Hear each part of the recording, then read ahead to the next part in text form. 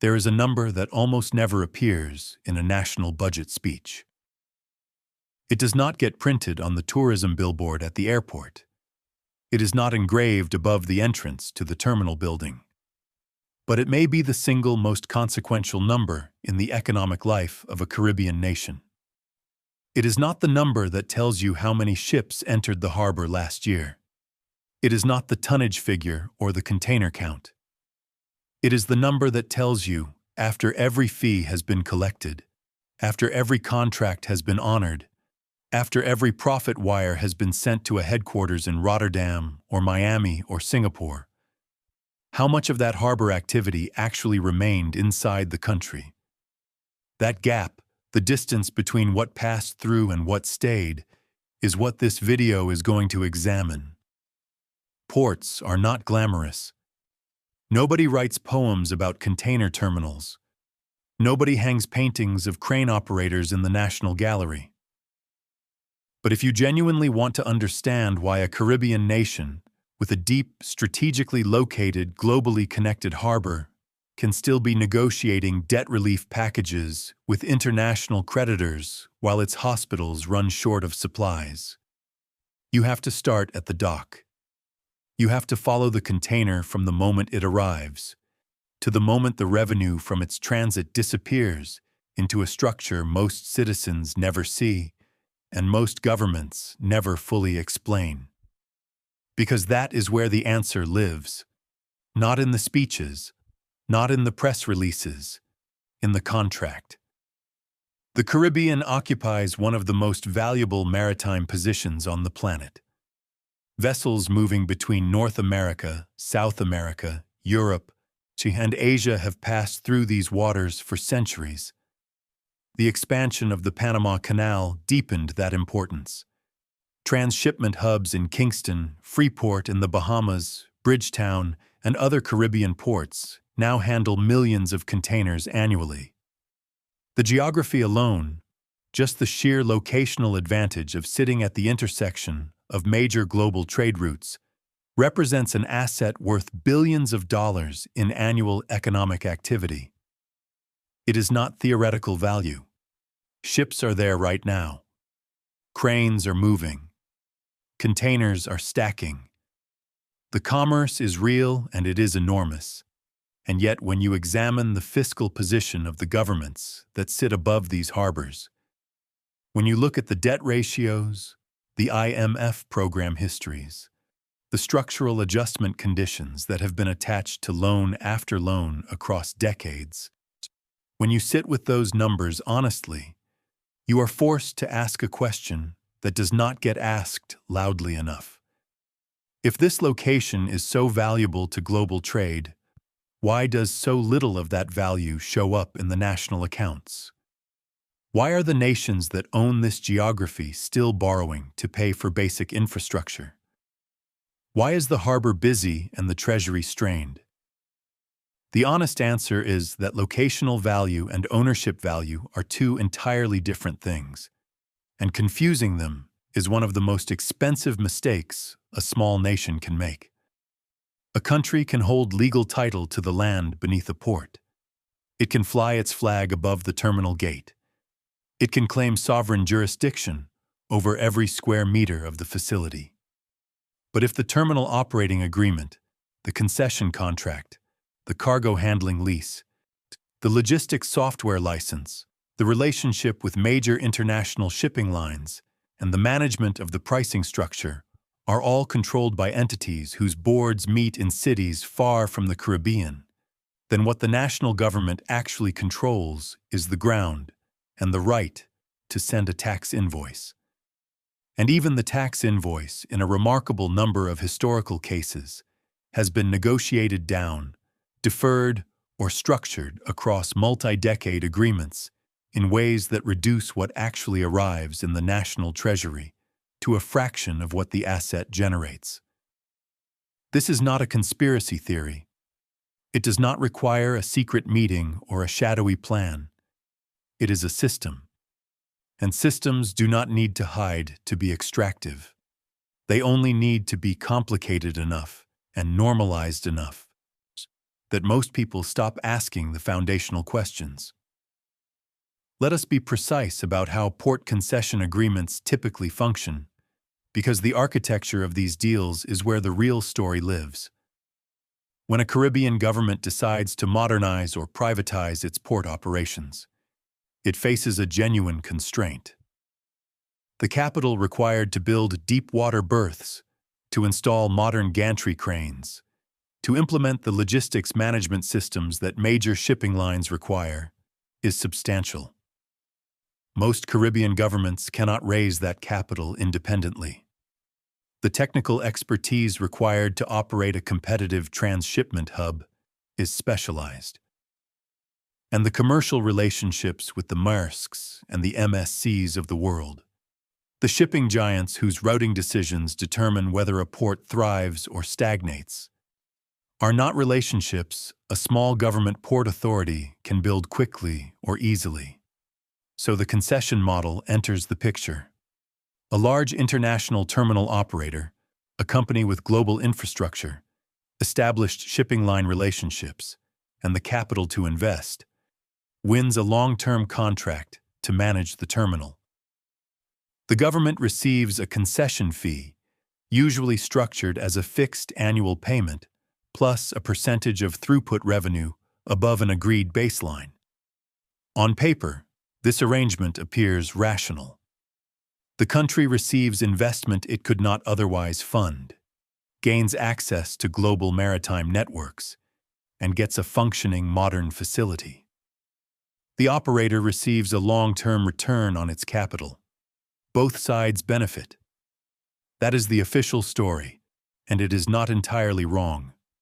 But the details of these agreements, the specific numbers, the threshold structures, the escalation clauses, the repatriation provisions, the arbitration mechanisms, these details determine whether the country captures meaningful sovereign benefit or functions primarily as a geographic platform for someone else's logistics business. And historically, in the Caribbean, as in many parts of the developing world, the details have consistently favored the operator. Consider the baseline threshold problem. When a concession fee is structured as a percentage of revenue above a certain volume level, the critical question is how that baseline was originally calculated and how it adjusts over time. In many agreements, the baseline was set during a period when the government was under significant financial pressure and needed the deal to close. Under those conditions, the baseline tends to be generous to the investor. As the port grows, as more ships arrive, as transshipment volume increases, as the operator's efficiency and pricing power compound over years, the revenue grows. But the structure of the agreement means that much of that growth accrues to the operator before the percentage above the threshold kicks in.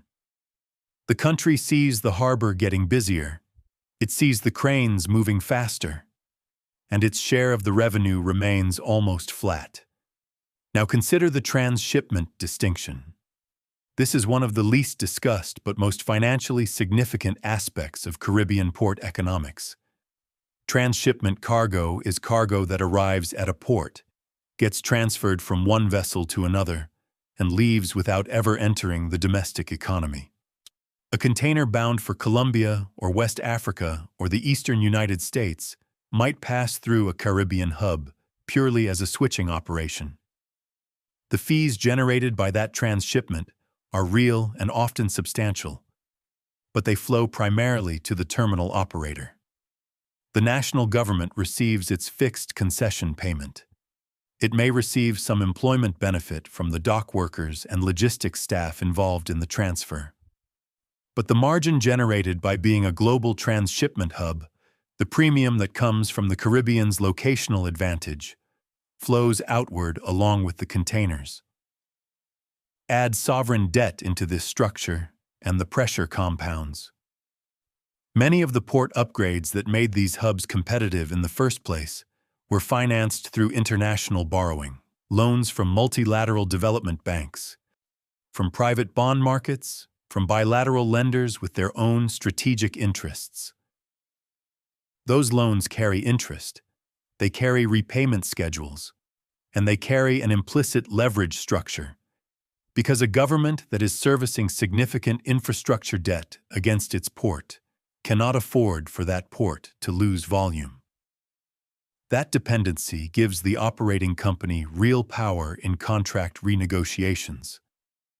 The operator understands, even if it never says so plainly, that signaling uncertainty to the major shipping lines could trigger a volume reduction that the government, carrying debt against that same infrastructure, cannot absorb.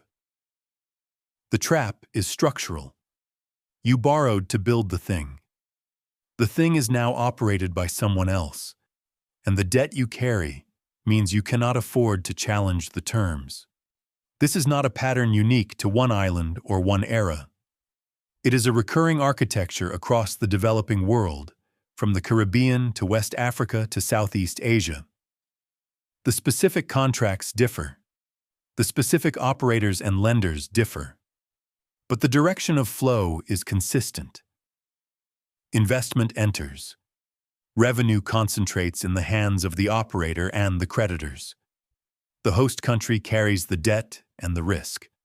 And over time, the negotiating position of the national government weakens rather than strengthens, even as the asset itself becomes more valuable to the global economy. There is a phrase that deserves to be said plainly. Economic sovereignty is not measured by the flag above the harbor. It is measured by the number at the bottom of the contract that tells you what the nation actually keeps. The conversation about economic sovereignty has been gaining real sharpness in parts of Africa in recent years. When Ibrahim Traoré's government in Burkina Faso began asserting that the terms under which foreign companies extracted national resources must be interrogated and restructured toward genuine domestic benefit. The argument was not framed as ideology. It was framed as governance. The position was essentially this: the value of our resources belongs first to our people, and any arrangement that systematically transfers that value outward, regardless of how it is legally structured, is an arrangement that a serious government must be willing to renegotiate.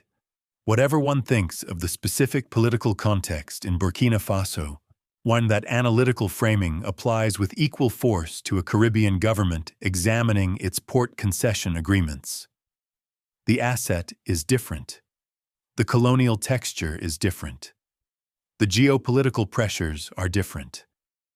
But the underlying question is identical. Who is this infrastructure actually working for? The Caribbean context has its own particular complications. Many Caribbean economies are deeply financially integrated with the United States, the United Kingdom, and Canada. Tourism receipts and remittances create interdependencies that make adversarial positioning with major Western economic partners feel politically and financially costly.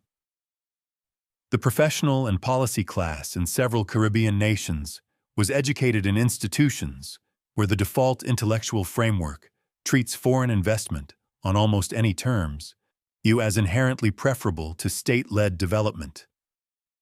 Challenging a concession structure can be framed by investors and their allies in international financial media as a signal of instability, which then feeds into credit rating assessments, which then affects borrowing costs. The circuit of pressure is real, but that circuit is not permanent, and it is not as powerful as it once was. The global conversation about resource sovereignty, about the right of nations to structure the extraction of their own assets in ways that generate genuine domestic benefit, has shifted significantly over the past decade.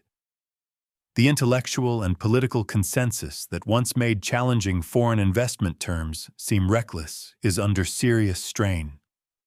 More governments, more economists, more international institutions are now acknowledging what critics argued for years: that the standard terms of infrastructure concessions and resource extraction agreements in developing nations have historically been structured in ways that prioritize investor return over host country benefit, and that renegotiation is a legitimate policy tool, not an act of economic aggression. In that shifted context, the Caribbean conversation about port revenues is not a radical one. It is an overdue one. What would a serious audit of Caribbean port economics actually reveal? This is a question worth thinking through carefully, because the answer shapes the entire policy conversation. An honest audit would need to examine several layers simultaneously. It would need to look at the full fee structure of active concession agreements, including all the thresholds, percentages, minimum guarantees, and escalation clauses that determine how revenue is split. It would need to separate transshipment revenue from local cargo revenue and analyze the national fiscal share of each. It would need to track the actual profit repatriation flows from terminal operators back to their parent companies. It would need to assess the interest payments and principal repayments on infrastructure debt against the revenue those infrastructure investments generate. And it would need to compare all of those figures to analogous agreements in other jurisdictions, to ask whether Caribbean governments negotiated within the range of what was possible, or whether they consistently accepted terms that were below what comparable strategic assets elsewhere received. That kind of transparency does not currently exist in most Caribbean jurisdictions. Concession agreements are routinely treated as commercially confidential, withheld from public scrutiny, and reviewed only under conditions of political controversy rather than as a matter of standard democratic accountability. That opacity is itself a governance problem. National infrastructure contracts are not private commercial secrets. They are public assets. The citizens of a country whose harbor is being operated under a 30-year concession have a legitimate interest in understanding the terms of that arrangement. The argument that commercial sensitivity requires secrecy is an argument that serves the operator far more than it serves the nation. The second layer of a serious policy response is institutional. The asymmetry that characterizes many Caribbean port concession negotiations is not just a financial asymmetry, it is a knowledge asymmetry. The international terminal operators who bid on Caribbean contracts arrive with teams of specialized lawyers, logistics economists, financial modelers, and negotiators who do this work full-time across multiple jurisdictions. They understand every clause in ways that national government counterparts, often stretched thin across multiple responsibilities, may not. Building genuine national capacity in port economics, in maritime logistics finance, in the legal architecture of concession agreements, is a prerequisite for changing the terms over time. It is a long investment. It does not pay off in one budget cycle. But without it, every renegotiation begins from the same position of structural disadvantage that produced the current situation. The third layer is regional. Several Caribbean nations operate ports that are, in commercial terms, competing with each other for the same transshipment volume. That competition has real benefits in some respects, but it also creates a dynamic where terminal operators and major shipping lines can play one government against another, extracting better terms from each by threatening to redirect volume. A coordinated regional approach to port concession standards, to minimum national benefit thresholds, to shared negotiating frameworks, would fundamentally change that dynamic. It would require political trust and institutional coordination that has historically been difficult to sustain across Caribbean governments with their own distinct financial pressures and political cycles. But the economic logic for it is compelling. Individual islands negotiating alone will continue to receive individual island terms. A regional bloc negotiating together represents a different kind of counterparty entirely. None of what is described here is utopian. It does not require a revolution or an ideological break from global economic integration. It requires something more demanding in its own way, which is sustained analytical attention, institutional investment, and the political willingness to treat national infrastructure as a strategic asset rather than a financing problem to be solved by whoever offers the most convenient capital. The harbor at 2 a.m. is one of the most clarifying images in Caribbean economic life. The cranes moving against the dark sky. The containers in their stacked rows, color-coded and numbered, each one carrying goods that belong to someone else. The ship riding low in the water. The lights of the terminal reflected in the channel. And beneath all of that activity, that unceasing, profitable, globally significant activity, the quiet question that a serious government must eventually ask. Of everything that just moved through here, what percentage of the value will still be inside this country by morning? When you sit with that question, when you resist the easy answer and actually trace the revenue flows, the fee structures, the debt obligations, the profit repatriation lines, you begin to understand something that should be taught in every Caribbean economics program and discussed in every Caribbean parliament. The difference between a country that has a port and a country that controls one is not a difference of geography. It is a difference of contract architecture. It is a difference of negotiating capacity. It is a difference in whether the government treats the harbor as a national strategic asset whose terms must be continuously interrogated and defended, or as a logistical facility whose management is best left to those with the capital and the expertise to run it efficiently for their own account. Economic sovereignty, in the port context, as in the mining context, as in every context where a nation's natural or geographic assets are being monetized by external actors, is not a slogan. It is a set of very specific decisions about contract terms, about ownership structures, about revenue transparency, and about the institutional capacity to negotiate and enforce arrangements that serve the nation first. Ibrahim Traoré's framework, whatever its political complexities, named that principle clearly in the West African context. The wealth generated by national assets must flow toward national benefit, and the burden of proof is on any arrangement that consistently produces the opposite result. That burden of proof has not been applied consistently enough in the Caribbean. The system has been accepted as natural when it is, in fact, negotiated, and it has been accepted as permanent when every clause in every concession agreement has an expiry date. It has been treated as too technical for public conversation when it is, at its core, a simple question of who this harbor belongs to and who it serves. The ledger is not hidden because the numbers are small. It is hidden because the numbers are large enough that keeping them obscure is, for certain parties, a matter of significant financial interest. Making those numbers visible, demanding that governments publish the terms, audit the gaps, and build the capacity to negotiate differently, is not an act of hostility toward investment. It is an act of governance. It is what a nation does when it finally decides that the harbor in its waters should make its people richer, not just its operators. That decision, when it comes, will not announce itself with drama. It will look like a line in a budget document, a renegotiation notice, a public audit report, a parliamentary committee demanding to see the contract. It will look from the outside like administration. But underneath it, something much more significant will be happening.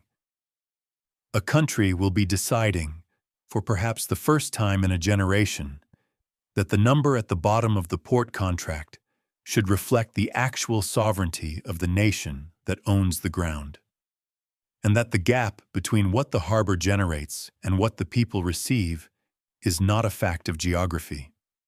It is a choice. And choices, unlike geography, can be changed.